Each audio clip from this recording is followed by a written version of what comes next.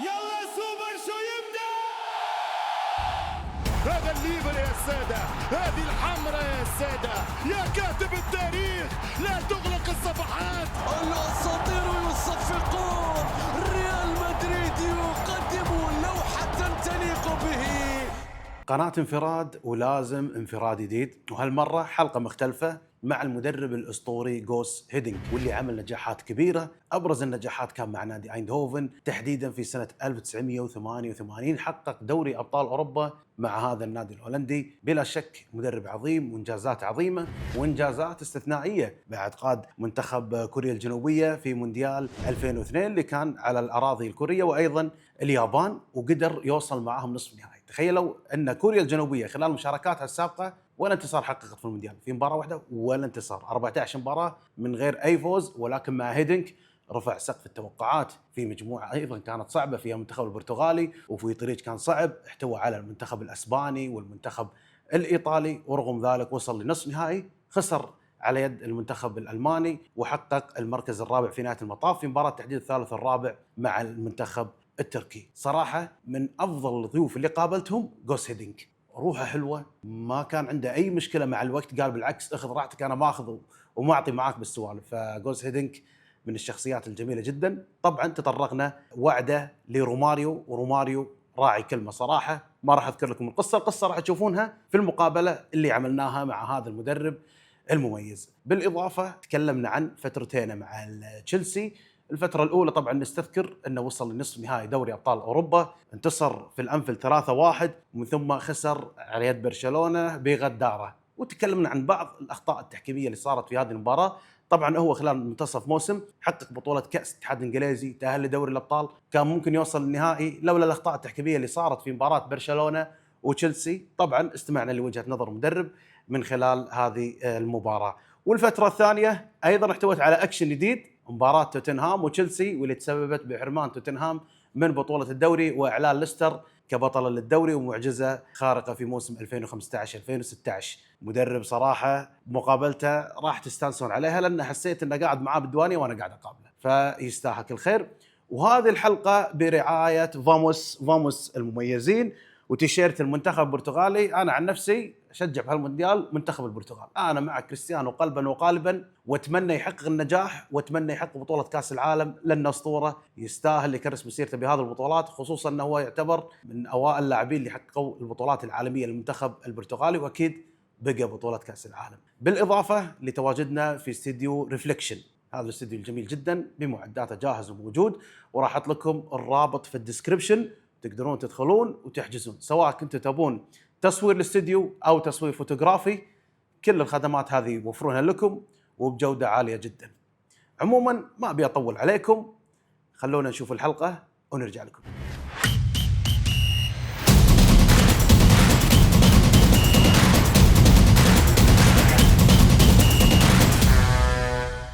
Hello, Mr. Goss. It's really a great pleasure to have you here, one of the greatest managers in history of football and a legend as well.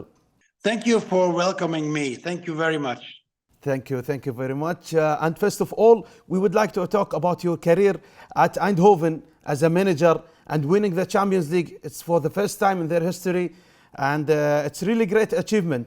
And in your route to winning that, you have beaten Real Madrid and Benfica in the final. True, but that's a long time ago already, long time ago, in the late 1980s. But anyhow, it was a huge achievement. It was very difficult for, let's say, a small country like Holland, comparing to Spain and Italy and England, to win a European Cup. But anyhow, we managed to do so, to beat Benfica with penalties in the final.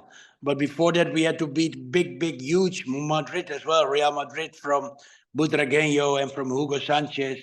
So we managed to do so. And still, every now and then I'm thinking of that. It was a huge achievement, yes. Yes. What was the toughest thing in that achievement? Well, people don't expect what I'm saying now, because it was not a group games that you play 6 games in a group, but that was from the first day, from the first round, it was a knockout system at that time. And I remember the first game we played Galatasaray. Galatasaray we played in Eindhoven, and we won in Eindhoven. But in Istanbul, it was a very tough games. We just escaped by a 2-0 defeat in Istanbul, but we won 3-0 in Eindhoven. So that was a narrow escape. That was so important, but people remember more the game against Madrid, etc., Benfica. But for me as a coach, it was that first game was very tricky and very important.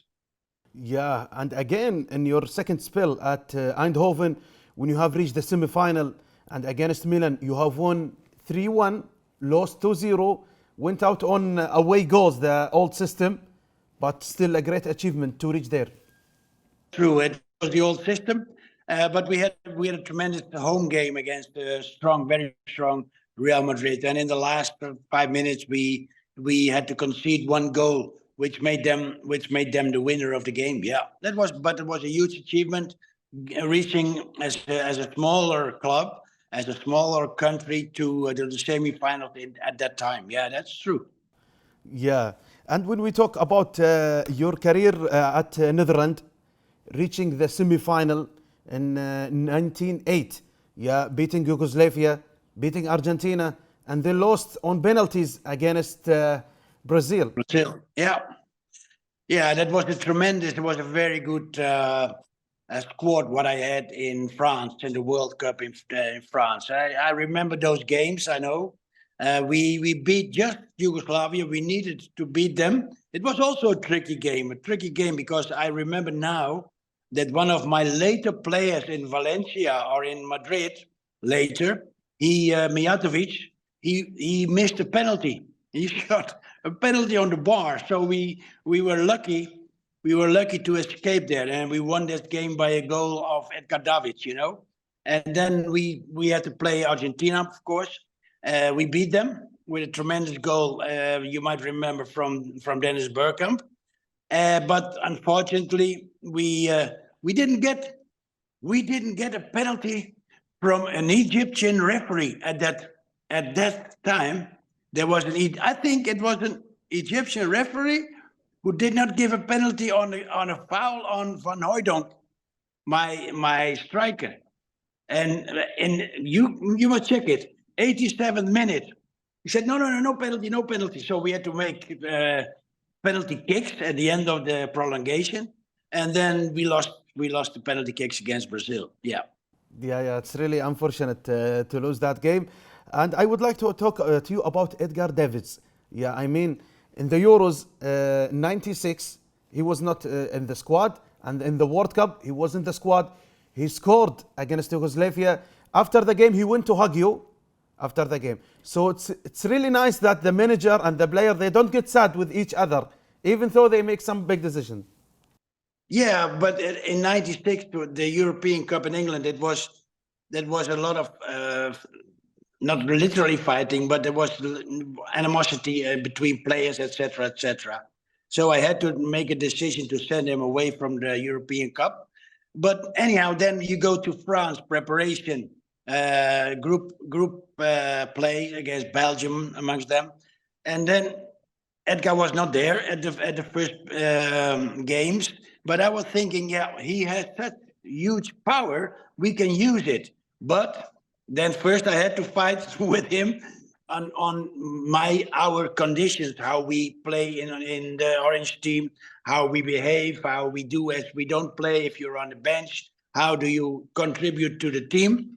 So I had to convince him about that. And he was playing in Italy and I went on visiting him. And at the end we agreed. And he agreed because he loved to be with the national team again. So I said, okay, on our conditions, on my conditions, feel welcome to rejoin the national team. And then at the end, indeed, he was playing against Yugoslavia. And he made, I don't know the minute, but at the end of the game, he made the 2-1. And then he sprinted towards me and I went towards him and we hugged. Which means that you can have a fight, But if you respect each other at the end, after a fight, yeah, you can have both the benefit of it. And that was, yeah, when we see each other now, we do see it every now and then. Then we start hugging again and thinking of that period in '98. Yeah, it's really nice to hear about that. And when we talk about your career at South Korea, it's a legendary career. I mean, when we talk about your route, yeah, South Korea have never won a single game in World Cup before, and then they are reaching the semi-final at their home. I mean, there was so much pressure since they are at home, and there are so many fans filling the stadium. Yeah, that's true. That's true. It was a lot of pressure. Yeah, because they organized together with Japan the World Cup 2002, and they told me here I'm now in Amsterdam. They told me, hey, can we talk to you? Because we want to be in the last 16 of the World Cup. And I said, my God, 16? You are number, I don't know, 80 on the FIFA ranking. So it's impossible to go to 16. Yeah, but we have to be in our own country. We have to be last 16. I said, there will be a tough preparation time, what you need 1 year before the World Cup. You have to do a tough preparation time for the boys, the players who were unexperienced, and they had to play more modern football. I said, you have to take those players like a club team together and then play tough games in preparation time 1 year. So they came back to me and said, okay, go ahead and try to make this team very strong.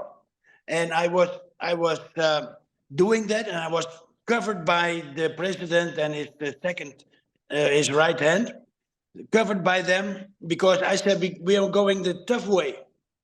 Because we will lose in the beginning, but we will get experience. And when the World Cup starts, I think we might have a chance to go on the last 16. That's what happened. And I was criticized, although I couldn't read the Korean papers, but I was criticized because we lost against France, we lost in the preparation time against Czech Republic, etc.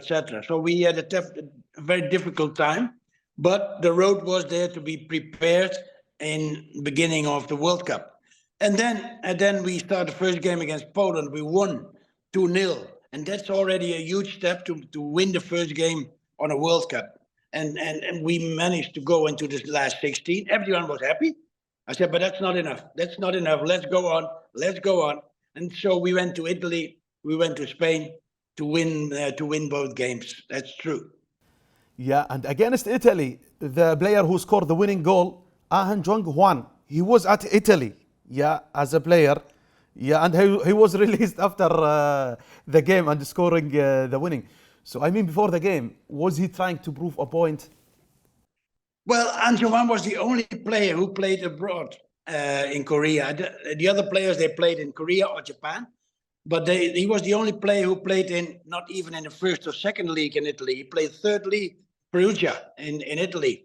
But he scored indeed the winning goal. That time the golden goal rule was there. He scored the golden goal. And of course, he was from that moment the hero of Korea. He was not in Italy. They didn't like him anymore. But he was, and I have now a contact with him as well frequently. He's now one of the high society, not high society, but one of the key figures still in Korea, doing a lot of programming. Yeah, and after the World Cup, you are the first ever person to be given honorary citizenship and a stadium named after you, as well as a museum. What was your feeling? Well, of course, it was unexpected by me as well to go to the semi-final. It was unexpected, but yeah, then you get this consequences that the whole country is celebrating the unexpected, and of course, I came back, and almost every year I go back because I have also a foundation for underprivileged kids in Korea, so I'm going back frequently. But I thought after 1 or 2 years, the attention and the tapping your shoulder, well done, will go down. But no, every time we go there, I feel a lot of respect from the Korean people. Yeah, and now we talk about your career at Chelsea. I mean, you have arrived at mid-season. You were already the coach of Russia. Sorry. So it was a big decision. But how do you manage to manage two teams at the same time? Well, hopefully I still have, but I had at that time a lot of energy, and I loved to work with the players. And I did the Russian team, but also there was a connection between Russia and Chelsea. So I was allowed to do Chelsea as well in the meantime that I was not participating in working for Russian national team. They allowed me to do so. And then I started halfway. They were rather down in the Premier League, and I had to work, and I loved it to work with them because it were all I said around 20 players who were international players. So I had to put 11 players, strong players, in the first 11, but I had still 6, 7, 8 international players sitting on the bench. But they were behaving, and they were contributing very much to the team. That was amazing for me, the mental power from that team. Also, the playing power was tremendous because we lost. When I started, I remember we lost one game, scored against Tottenham, scored by Modric, 1 goal, and the rest we made very, very good wins and 1 or 2 draws. So it was an amazing season for us. And it was also amazing that we could play almost the Champions League final as well, until Barcelona, Iniesta killed us in the 92nd minute in the second game at Stamford Bridge. Yeah, even though it's a short time, but you won at Anfield. I'm a Liverpool fan, but by the way, you broke my heart because we normally beat Chelsea at Anfield. And then Liverpool scored first, Anfield was exploding, and then 3-1 to Chelsea. Yes, we won 3-1, unexpected. There was a very good result, but then we had to play at home, Stamford Bridge, against the second leg against Liverpool, and it was a narrow escape during 1 hour of the game because they scored, we scored, they scored. It was narrow at the end, but we managed to survive the second game. Yes, sorry for that as a Liverpool fan. Yeah, and no sorries.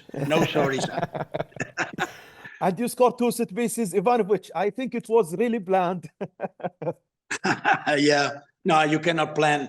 In game, it's unpredictable. Of course, you have your game plan, how you play, how you like to play, but the opponent has the same ideas to obstruct you. So you're depending on good players, and sometimes a bit to force the luck a bit as well. Yeah, and your game against Barcelona, in the last 10 minutes, I think Pep Guardiola put his hand on your shoulder, and he was laughing or something. He told you something and you laughed. What did he say? I don't know exactly what he said, but we went along already before this game. I knew Pep Guardiola already from my Spanish time as a player because I was often with Johan Cruyff, who was coach of Barcelona, and I was coach of Valencia. Then we met several times in those seasons. So I knew Pep already as a player, but I knew him also after he stopped playing and started with the second team of Barcelona. He started practicing there. We had some conversations already in the previous time. So we knew each other very well. We went along and still going along very well. So he said, I don't know exactly what he said. I don't think he said you will win this game because you don't say that to an opponent coach. So I don't know exactly what he said, but there was a huge mutual respect. Yeah. And there was so much anger from Chelsea players regarding the referee. Yeah. Yeah, so true. Shall I tell you? Yeah. Because if you, sometimes I try to control myself not to be too critical on referees. It's a difficult job. But this game, it was very strange for me that I knew him, this Norwegian referee. He waved away 3 times, 3 times, penalty, clear, handball, clear. He waved away. And this was for me, I think, this is impossible. Of course, you have decisions who are doubtful, then you have to say, okay, I have to accept the decision of the referee. But this one was exceptionally, a little bit. I was thinking, how is possible? How is possible? So we were very mad, and I had to control. Even I remember now, Didier Drogba. He went after the game towards the referee, not to hit, but to make a big protest. But I had to grab him, say, Didi, come on, be careful, be careful. But the emotions were huge, were high. Yeah, and at the end of your first spell at Chelsea, you won the FA Cup. Chelsea players tried to make you stay. Balak, John Terry, yeah, a lot of players try to persuade you to stay. That's true. But of course, winning the FA Cup is a dream, because as a young coach, or even as a player in the early days when I was professional player or coach later, it's a dream. I said, if I can play once the cup final on Wembley and winning the cup, that this is a dream, and that happens. And afterwards, of course, they asked me to stay, the players. But I had my commitment also made to the Russian players, to the national team players, with Arshavin, big players, for instance, Zirkov, big players. And I had promised after Chelsea, I will come back to you, to national team. And I like to make my promises make true, you know, that I don't say, now I stay in London now, because I made my promise towards the federation and towards the team to come back after Chelsea. So that's it.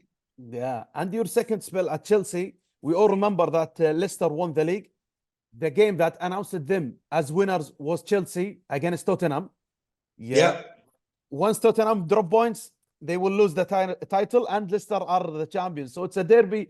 I think the Chelsea players tried their best to ruin everything for Spurs. That's true. I remember we were, Tottenham Chelsea is always this huge confrontation, you know. And we were 2-0 down in halftime. And it was played on Saturday, and Leicester had to play on Sunday. And if Tottenham would win, then they were very close to win the league as well, with some games to go. But if they would lose to us or lose points, then Leicester, without playing, was champion already on Saturday night. So we were 2-0 down, halftime, and then we said to each other in the locker room, this will not happen. Come on, at least, are we going to win? At least we make a draw, yeah, for ourselves, helping Leicester with that. And I saw the images when we made a draw in this game. I saw the images of the Leicester player. They were together, sitting somewhere. And when we made the second goal, they were jumping to the ceiling. They were jumping and being champion already without playing. Yeah, and it's really great, because everyone wanted Leicester to win the league since they are the underdogs. Yeah, Of course. And my last question would be about Romario. When he arrived at Eindhoven, for sure, going from country to a country, it's really different experience. So how did you deal with him? I still have, and I had a huge respect for Romario for several reasons. One of the most important reasons is that we got him. My manager and me. We went to Brazil when he came from the Olympic Games in Korea. He was top scorer Olympic Games, and he came to Brazil. We were waiting for him almost on the plane, on the airport, and we said, Romario, we like to have you in PSV. He was, I think, 21, around that age. We like to have you, and we also know that all Brazilian players or Asian players, Egyptian players, they like to go to Premier League, yeah, or they like to go to the Italian league or Spanish league, maybe a bit Bundesliga, Germany, but that is their aim. But I told Romario in our conversation there in Brazil that if you go now directly to Barcelona or Real Madrid, because we know that they want to sign you as well, if you go directly to them, it's difficult, because I think you can make a step in between to go to the Dutch league, which is a good league, we play Champions League with PSV. We play Champions League, so this is a high level.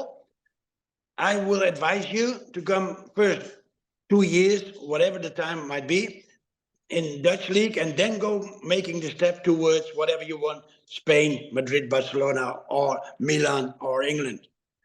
But we didn't sign a contract at that moment. And then I knew a few days later, Madrid came talking to him, Barcelona came talking to him and his agent. And of course, they could offer more money than PSV could do. But he gave me his word on the airport. He said, I will come first. I think you're right to make this step in between and then go to Spain. He gave me his word without signing a contract. And then after a week, they called. He said, we are coming with you. I gave my word, and we are coming to Eindhoven to PSV first. So that's for me, because there was the attraction of the big Spanish clubs for him.